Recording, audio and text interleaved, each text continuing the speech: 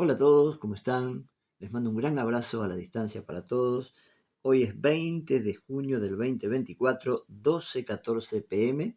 Estamos en un día feriado, es un día muy importante dado que hoy es el día de nuestra querida bandera argentina. Bueno, nosotros seguimos con los cuentos y en este caso elegí un nuevo autor para los cuentos de Rodo. Se trata del escritor español Enrique Labarta Pose. Escribe de todo un poco, cosas muy interesantes, sobre todo sobre el humor. En este caso elegí el cuento que tituló Entender la química. Y dice así.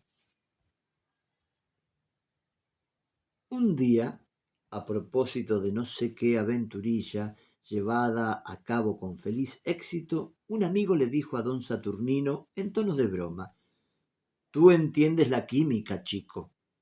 Oyó, por casualidad, la frase otro individuo que se hallaba cerca de los dos interlocutores y aquella misma tarde exclamó en voz alta ante un numeroso grupo de ciudadanos al ver pasar a don Saturnino: «Ahí va, ahí va un hombre que dicen que sabe mucho de química».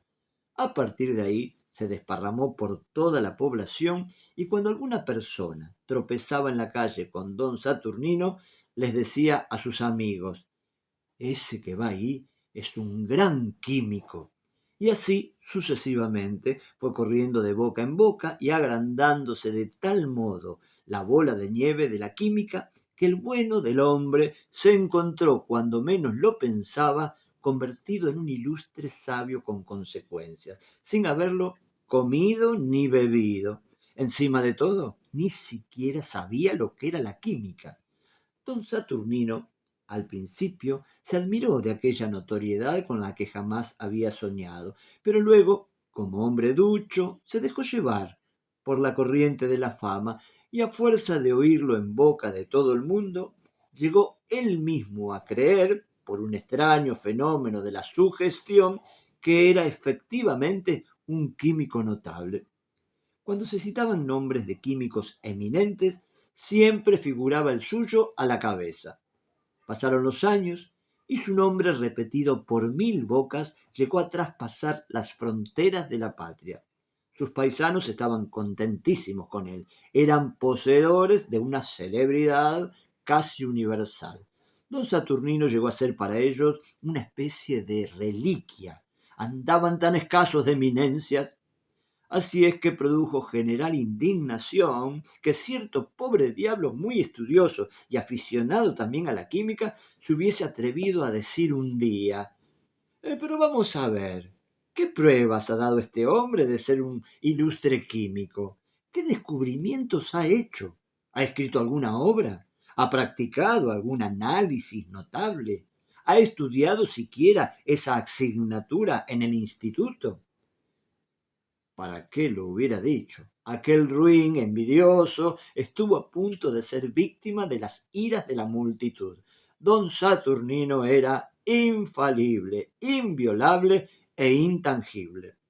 «Que lo declaren monumento nacional», exclamó un gracioso en cierta ocasión, y la verdad que poco faltó para ello.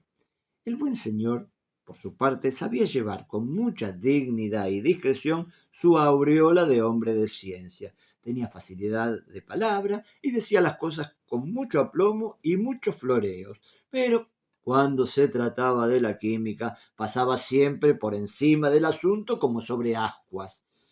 Representó a su patria en un congreso internacional, donde pronunció un discurso en español que entusiasmó a sus colegas. Después se supo, claro, que ninguno de los congresistas entendía la lengua castellana. Cuando volvió a su país, lo recibieron con músicas, cohetes, arcos de triunfo, le llenaron el pecho de cruces y lo nombraron director de un magnífico laboratorio con un sueldo digno de su fama. Allí tenía varios químicos a sus órdenes que se encargaban de hacerlo todo. Él se dedicaba solo a inspeccionar los trabajos sin tocar nada y siempre decía: «Bien, muy bien, no tengo nada que rectificar. Lo único que les encargo, y nunca me cansaré de repetirlo, es la limpieza. mucha limpieza. Aquello de la limpieza era su constante muletilla, como que no sabía decir otra cosa. Los periodistas lo asediaban a todas horas con interminables interrogatorios.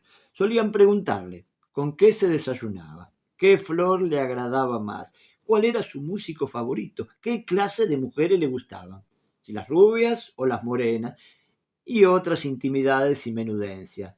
Todo, menos lo que tenía que ver con la química. Hasta hubo quien le preguntó en qué parte del cuerpo sentía menos frío cuando se mudaba los sábados la ropa interior. Don Saturnino se ponía muy grave y contestaba a aquel diluvio de preguntas con aire dogmático. Solo una vez, en que cierto reporte le interrogó acerca de los medios que conceptuaba más apropiados para conseguir la regeneración de España, se atrevió don Saturnino a meter la punta del pie en el terreno de la química. Entiendo yo, dijo, que nuestra recuperación ha de venir por la ciencia que tengo el honor de poseer.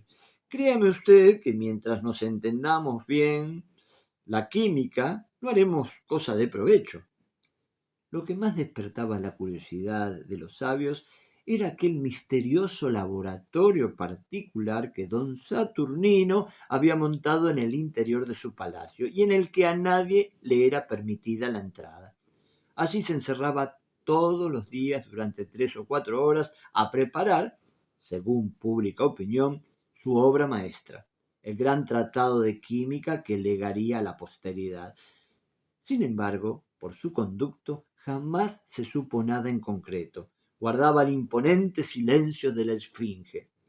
Aquel hombre, a cuenta de la química, logró todo lo que quiso y fue uno de los personajes más influyentes de su época.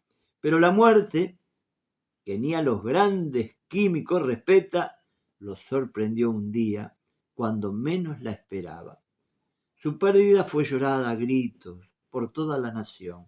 Las innumerables academias científicas de que era ilustre miembro le dedicó sentidos panegíricos y lujosísimas coronas con expresivas dedicatorias, y los periódicos se publicaron con orla negra.